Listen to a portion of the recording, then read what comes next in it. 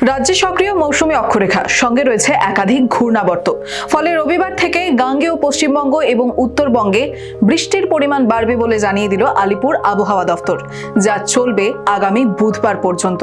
রবিবার দক্ষিণবঙ্গে হালকা থেকে মাঝারি বৃষ্টির সম্ভাবনা রয়েছে, সঙ্গে রয়েছে বজ্রপাতের আশঙ্কা। 30 থেকে 40 কিলোমিটার বেগে ঝোড়ো হাওয়াও এই সময় বইতে পারে।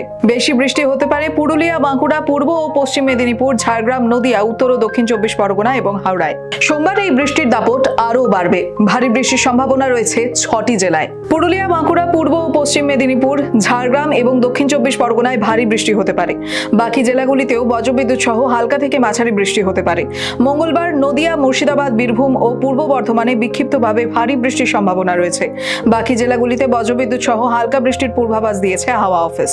রবিবার দার্জিলিং, কালিম্পং, জলপাইগুড়ি এবং আলিপুরদুয়ারে ভারী বৃষ্টির সতর্কতা রয়েছে। সোমবার থেকে বুধবার পর্যন্ত উত্তরবঙ্গের প্রায় সব জেলাতেই বজ্রবিদ্যুৎ সহ হালকা থেকে মাঝারি বৃষ্টি হবে। জলপাইগুড়ি, কোচবিহার, উত্তর দিনাজপুরে ভারী বৃষ্টির সতর্কতা রয়েছে। রবিবার কলকাতার আকাশ থাকছে আংশিক মেঘলা, সঙ্গে 2-1 পশলা বৃষ্টি সহ বজ্রবিদ্যুতের সম্ভাবনাও রয়েছে। সোমবার ও মঙ্গলবার বজ্রবিদ্যুৎ সহ বৃষ্টি হতে পারে, যদিও ভারী বৃষ্টির সম্ভাবনা এখনো নেই। তবে বাতাসে জলীয় বাষ্পের পরিমাণ বেশি থাকায় রোদ উঠলে অস্বস্তি ও গরম বাড়বে।